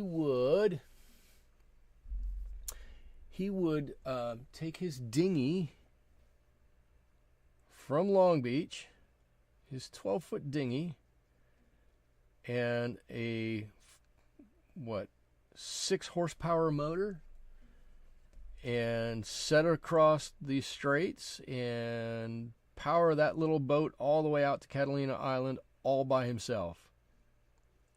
I'm like, Albert, what are you going to do if something happens? He goes, the motor has stopped before. I just hop out and swim and tow the boat. I'm like, no. I'm like, holy cow. But, so I always thought he was a little crazy for doing that. But, man, the stories that he had about Catalina Island, and especially the casino and dancing there and growing up being out there, were always fantastic. And, yeah, he always had on some kind of big band music to bring it back to music. Okay, so I've got some tops on here now. They probably look more like a little ball. Tom is here. Hello, Tom. Ran way late taking the kids to look at Christmas lights. Totally acceptable. That's probably what I would be doing if I wasn't doing this. Yeah, did you find some good ones? I hope you found some good ones.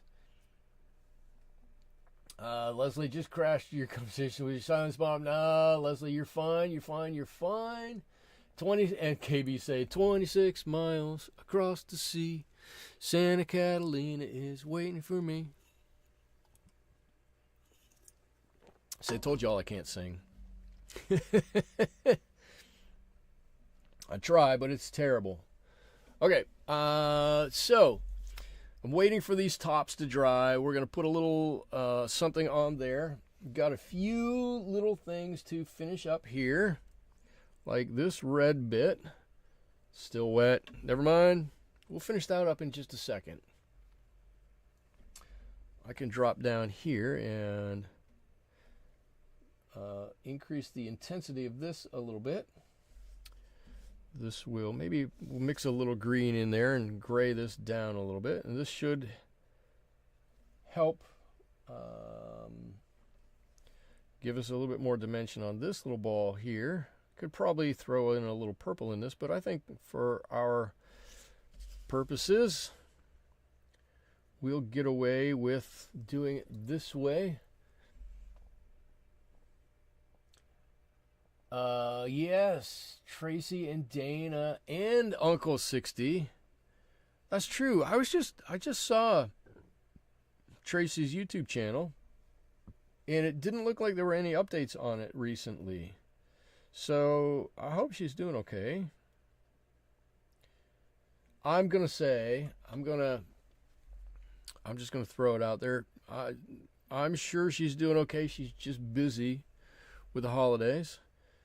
And maybe that's wishful thinking, but that's what I'm going with. Because I don't want to think anything is not good.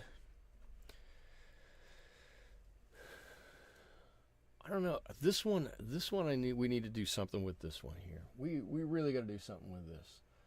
Let me get some of this blue. Let me get a little neutral tint going here. So this is a little bit of our shadow color, just mixed slightly differently. We hit up a few impressive neighborhoods. You're exhausted. Yeah, and Liza says yes. Let's seriously. Let's just hope she's just busy. I'm sure that's what it is. It's the holidays. It's easy to get busy with lots of things. So let's just say that she's busy with family and friends in the holidays. Tom, you're exhausted. Does that mean you walked to look at lights? Tell me you didn't walk. Tell me you drove. But I will say, if you drove with my kids, you'd be exhausted from singing in the car while you're while you're looking at the Christmas lights.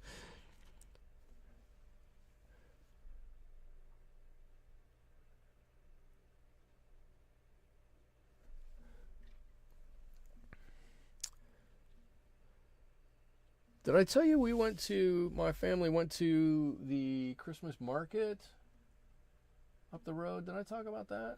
Apparently, unbeknownst to me, that's one of the biggest Christmas markets in the nation. I had no idea. Maybe not biggest, busiest. Let's say busiest. The Christmas decorations, the gaudier, the better. I think that's the way we've gone in America. In the next town over, there is one street. And the entire street. Now, the whole street is only, I'll say,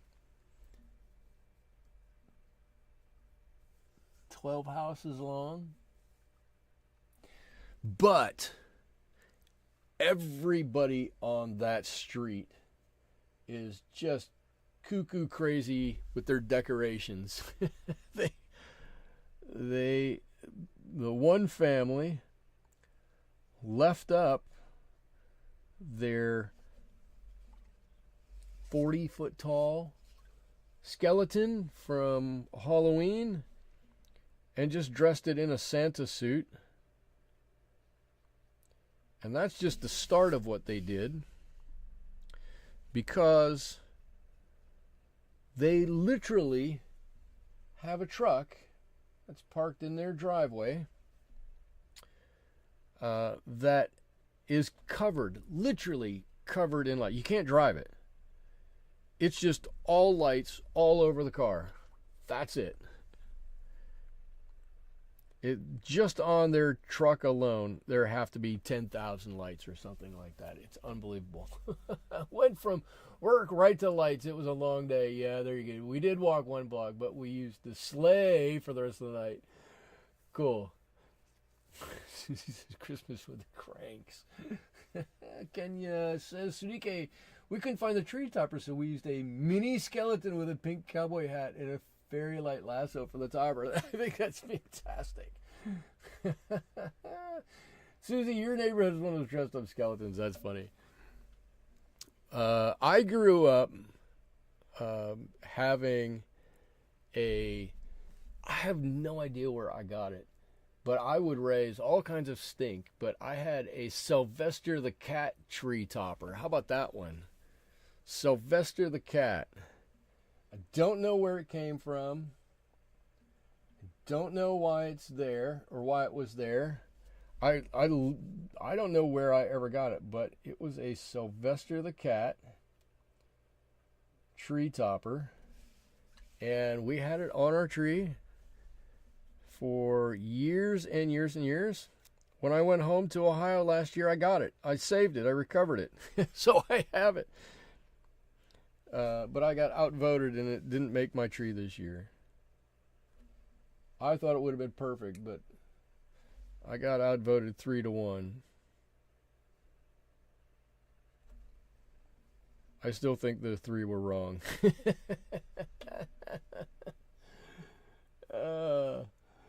My dad was a talented singer. He was always singing and whistling. Yeah. I miss hearing him sing carols at Christmas. Yeah. Yeah. If you want to cry, come by my house. We'll sing and make you cry.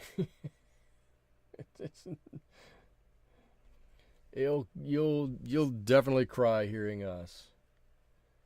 But it'd be for a different reason than from hearing your father sing. And yes, I would apologize in advance.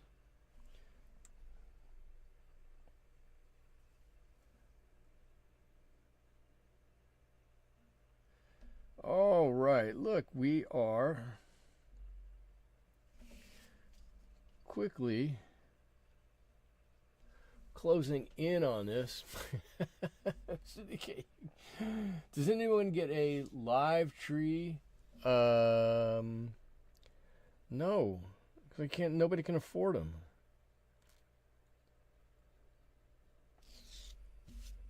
I think we got a live tree 4 years ago, and it was hundreds of dollars. And I was like, how is that possible? It can't be that much money. All you do is not cut it.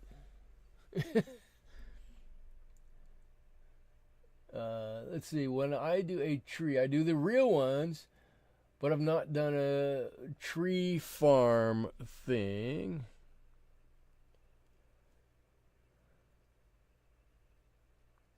Yeah, we went out to the tree farm to get ours. And so I can't believe it was that much. I guess I shouldn't be surprised. Everything is that much nowadays.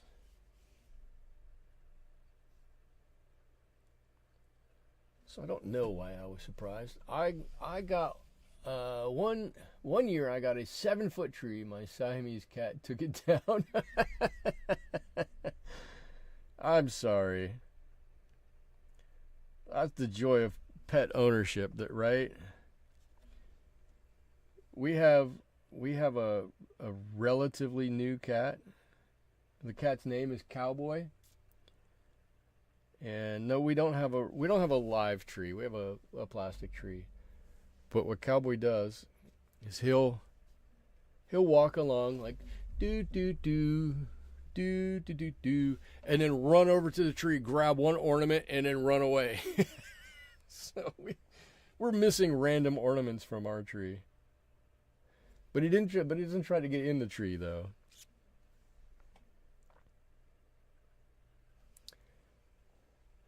Good old Cowboy.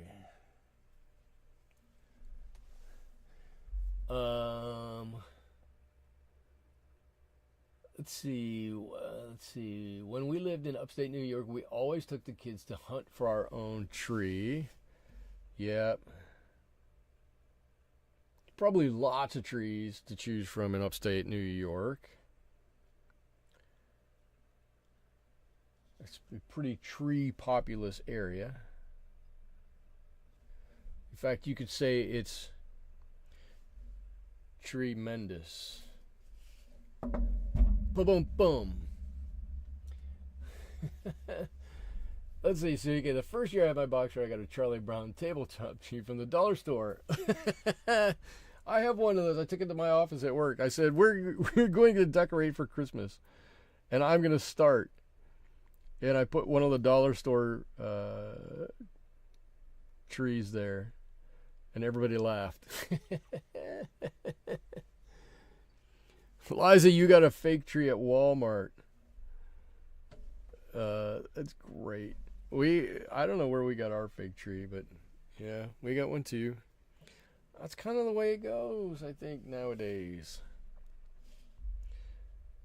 I don't know in your areas where everybody lives, we have commercials.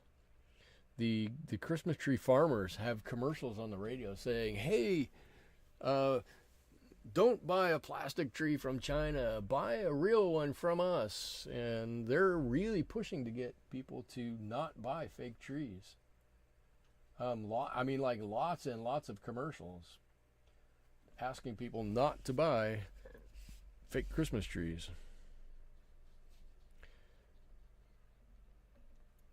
I'm like, wow, that's pretty. I mean, I guess if that's your business, you can do that. But that's the first time I've ever heard commercials like that.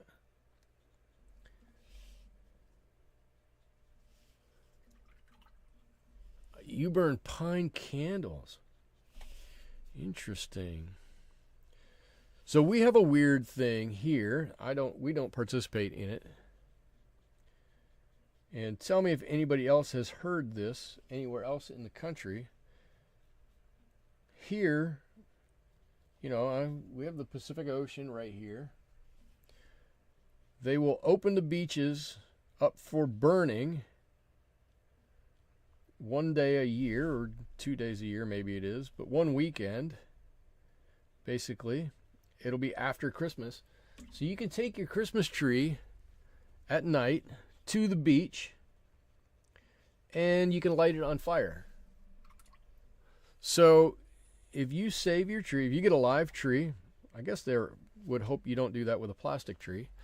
But if you get a live tree and it gets to be whatever that weekend is, the second week in January or something like that, and you want to get rid of it, you can take it to the beach on that day and light it on fire and enjoy that Christmas tree one last time for however long it takes to burn. And I'm torn whether I think that's a great thing to do or a terrible thing to do. I do think it's kind of an interesting thing to do, but I'm not sure whether it's a good thing or a bad thing.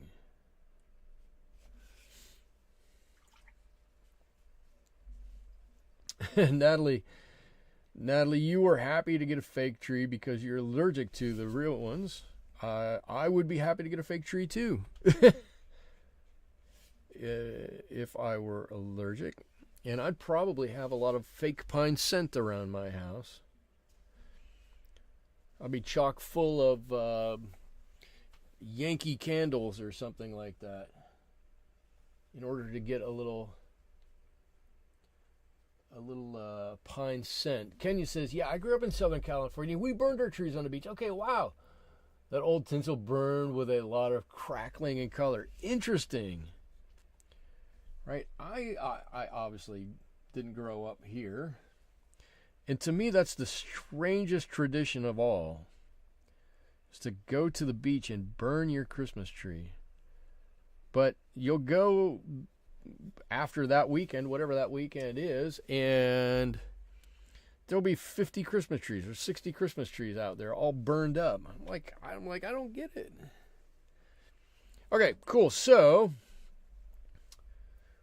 we have something cool going on here, I think. All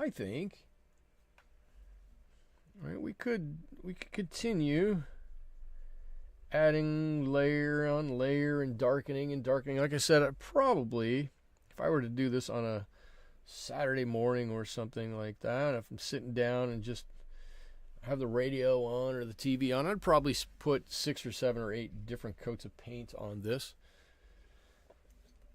But I think what I want to do is, it never used to be a problem. Why now? 100...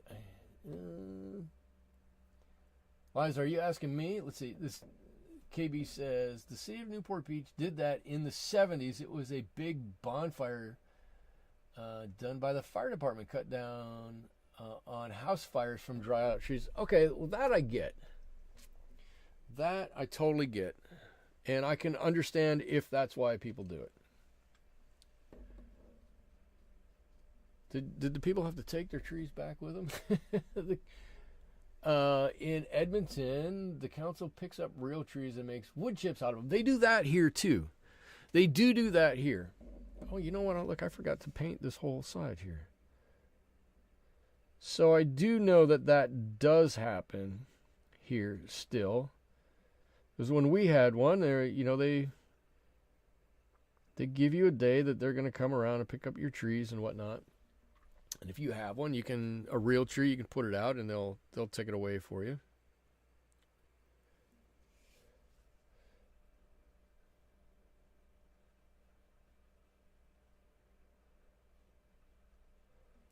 Let's see if I can get a few lines on some of these. I might just mess this up a little bit. Given my dexterity here. Liza, well, good night. Oh, okay, Liza. Oh, wow. I just looked up. We're at 2 hours. Liza, Merry Christmas. Thank you for joining. As always, appreciate you stopping by and joining in the conversation. It's a pleasure to have you here. I'll tell you what, we're going to make this quick. I didn't realize, honestly, it feels to me like we've been at this for about 45 minutes. And I'm not saying that just to say that. It seems like we just started this whole thing. And I don't think that's because of anything I've done. I think that's because you guys are such good company. So I got a couple lines on there. I'm going to put a couple lines on like this one, just to help with this transition here. And I didn't realize I honestly didn't realize we were at 2 hours already, but we're gonna finish it up pretty quick here. Let's see. Spell checker was going to put relatives in the wood checker. You can only put somebody in the wood chipper if their name is Steve Buscemi. I think that's how it goes. Does anybody know the reference? I hope everybody knows that reference. One of the best movies of all time.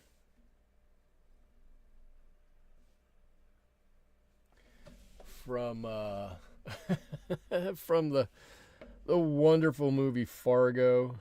Oh, what a funny movie. Okay, everybody's bailing. I'm just gonna call it here. I could futz around with it. Everybody, thank you for hanging around. I didn't mean for it to take 2 hours. I thought we'd be done with this in about an hour and a half. I think we can call it there. I'm pretty happy with this. I'll sign it and we'll go from there. So thank you, everybody. Susie, Natalie, Kenya, KB, Sherry, Liza, Sudike. Who else is up here? Leslie. I don't know, Tom. Whoever else is still here hanging around. Thank you all so much for joining me. Unfortunately, this is going to be my last live stream this year because Christmas and New Year's. So we'll hit it in the first full week in January. I'll post in Discord. I'll try to post in the community channel on my site. I'll let you know what we're doing. Until then, thank you, everybody, for joining me here. I hope you all have a wonderful holiday season. I hope you all stay safe. You are happy and get to see your family if that's what you want to do. Until we meet again, thank you all so much. And like I said, Merry Christmas and Happy New Year. Bye-bye.